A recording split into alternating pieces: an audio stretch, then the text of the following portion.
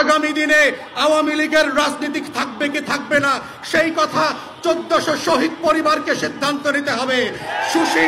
কোন সুশীল উপদেষ্টার কথায়, কোন শাশুড়ির কথায়, দিল্লির কথায় সেই সিদ্ধান্ত হবে না। আমাদের বক্তব্য খুব পরিষ্কার, গণ অভ্যুত্থানের পক্ষের শক্তিরা গণ তদন্ত কমিশনে গিয়ে উন্মুক্ত শুনানিতে অংশ নিয়ে বাংলাদেশের কোটি কোটি নাগরিক যেখানে নিবন্ধন করে তাদের মতামত দিতে পারবে, সেই মতামতের উপরে ভিত্তি করে আওয়ামী লীগ প্রশ্ন, গণহত্যার প্রশ্ন, জাতীয় পার্টি এবং 14 দলীয় দিল্লির গোলামদের ভবিষ্যৎ কি হবে সেইটার সিদ্ধান্ত নিতে হবে এবং সেই সিদ্ধান্তের উপরে ভিত্তি করে আওয়ামী লীগের ভবিষ্যৎ নির্ণীত হবে।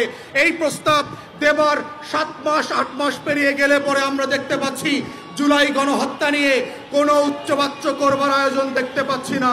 জুলাইয়ের গণকবর যেটা আমরা আগস্ট সেপ্টেম্বরে ভিজিট করেছি সেইখানে উপদেষ্টাদের যাবার কোনো মদত দেখতে পাচ্ছি না।